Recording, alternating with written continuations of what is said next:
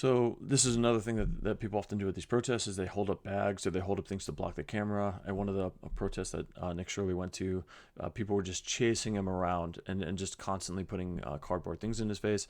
To me, it just feels infantile. It feels extremely immature, and it feels like the level. Again, I'm very ashamed of the state of our country because people can't even have a discussion. A lot of these times, people will just expletive, expletive, expletive, get into his face, and they'll repeatedly tell him, "You're not wanted here. Get the fuck out of here."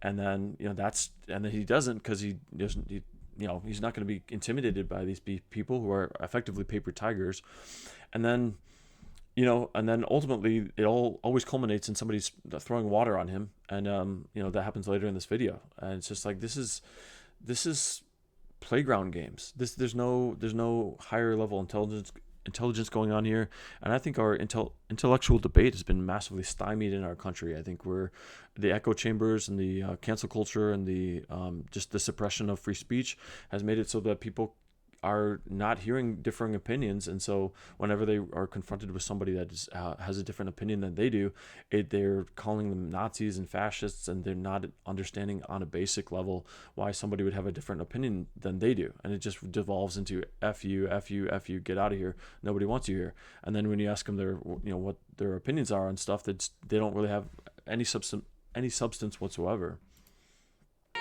We're here in public, ma'am. We're in the public. What's up? I have every right to be here. White privilege! White privilege! White privilege! Get the fuck out! White. And then they talk about this white privilege, which to me I feel like is just has been massively debunked as a coercive tactic to get white people to feel guilty and white people to be subservient and bow down to other groups that have felt discriminated against. So then all of a sudden, if you can get somebody to feel shame upon themselves for effectively being successful, and drum up a constant stream of attacks and accusations of racism, then all of a sudden you can cow an entire group of people. And so to me, this whole notion of white privilege came about during COVID in 2019, 2020, 2021, and then to the fact that people are still echoing this drivel in 2025 is mind-boggling to me.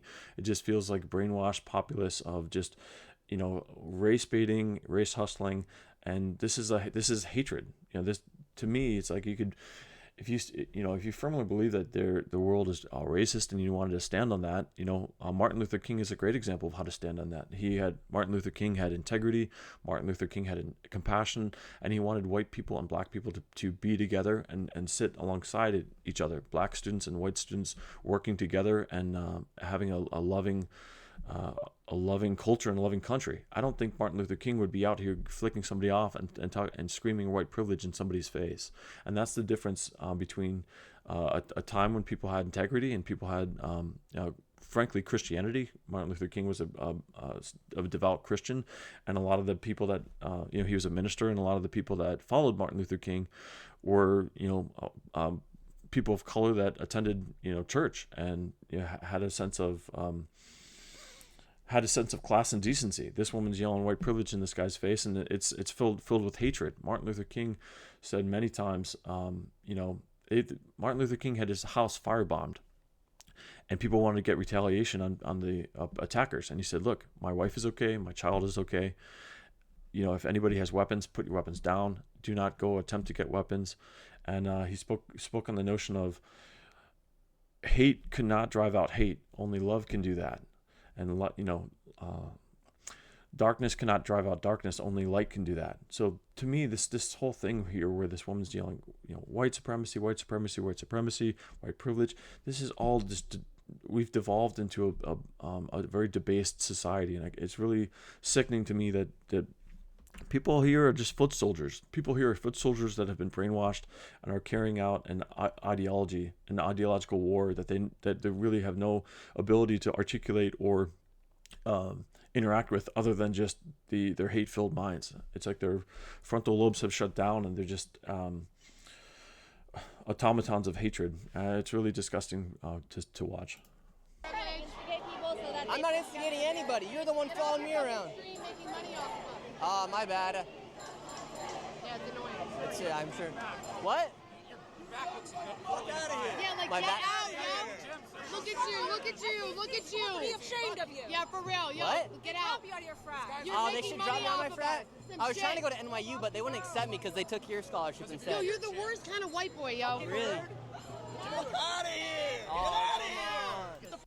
So it's like there's like blatant racism on display. So his skin color's white, and she's typifying him, saying, "Look, you are the worst type of white boy ever." You know, so everything has been, you know, I talk on this channel a lot about division in our country, and a lot of things have been just boiled down to, you know, drumming up and vilifying people based on their race. Fuck out! Fucking nerd! Speaking to your fucking mic. Get the fuck out of here! Say it. What do you want to say to him? Get the fuck out of Say here! it. Say it. Fuck white boys, fuck white boys, fuck white supremacy, fuck 12. Get the fuck out. Yo, your privilege is so strong, it's nasty. Get an NYU because you're white. Leave, you Why are you here? I haven't judged you. Come here. No. Fuck you, white boy. Fuck you. No. Get the fuck out! Get him out. I have a right here. What about our safety? What safety? Guys, I cannot make him leave. If you touch him and he wants to be a complainant, I'm gonna arrest you, okay? What if he touches us? I'm just covering. I'm not gonna. Touching you, I see you. I'm not gonna touch any of you. You know who you're No, I can be right here. I can be right here.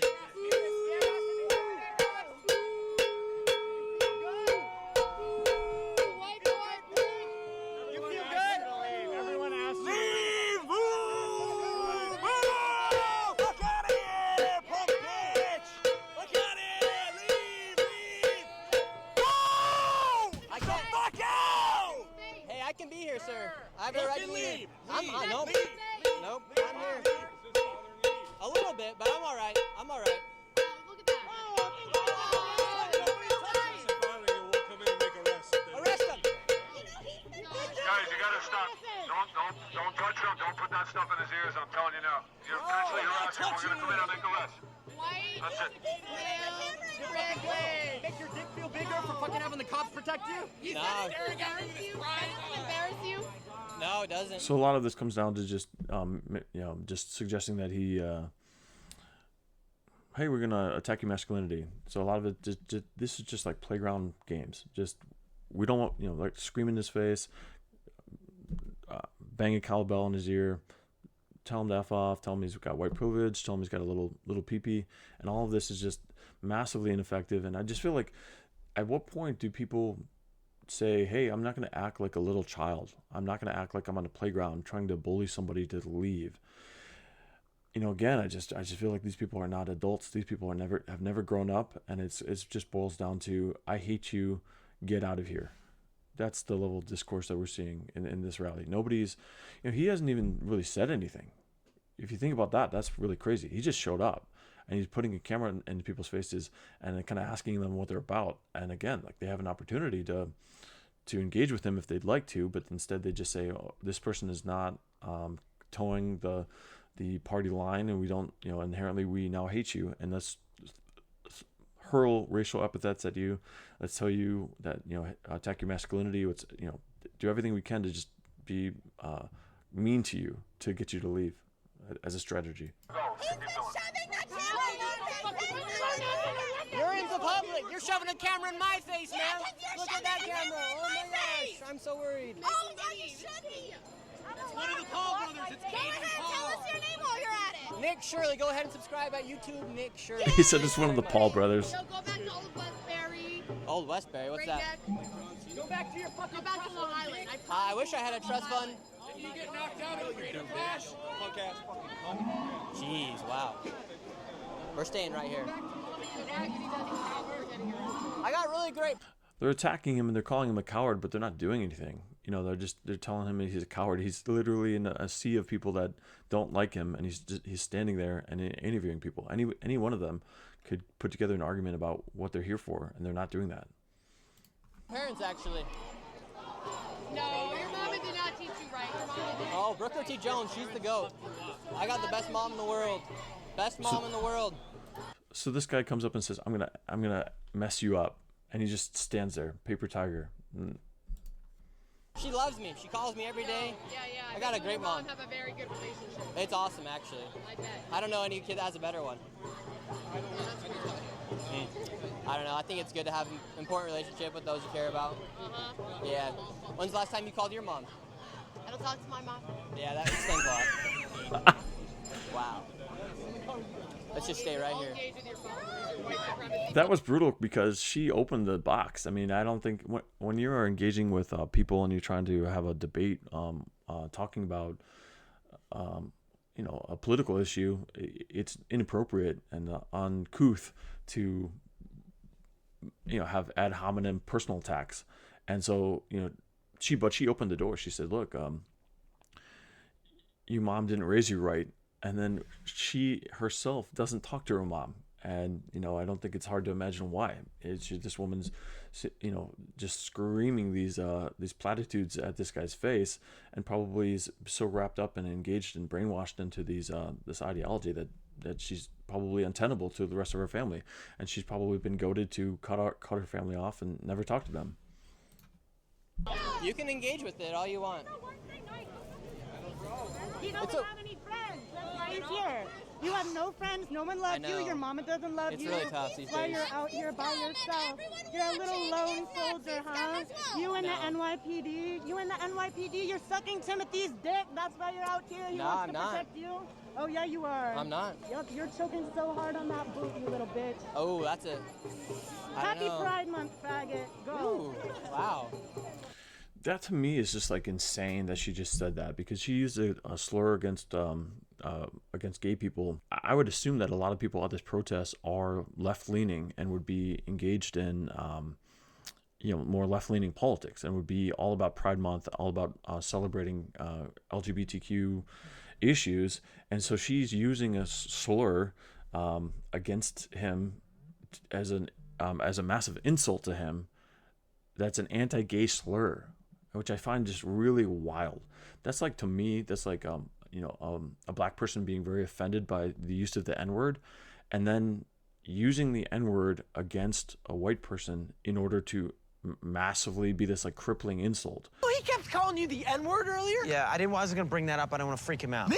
Yeah. Yes. Yes. He was calling me the N-word? He Yes, every calls time you- you turn your back, He's bro. like, "You stupid hen, go get me grease." And this and that. Why? I don't know. It just to me, that speaks to the utter lack of intelligence and lack of, it just, these people are so vitriolic. They just want to hurt so badly that they will say anything, even if it's against their own. She's literally used a slur that was used for gay people, which presumably you would want to minimize the use of that slur to stop the pain that it would cause in the world. And then she's hurling it at this guy to cripple his ego, which is just, I just think is bizarre. So again, we see a lot of attack of masculinity. People are saying, attacking his maleness. So you must have a small pee-pee if you're out here. And now she's attacking his sexuality.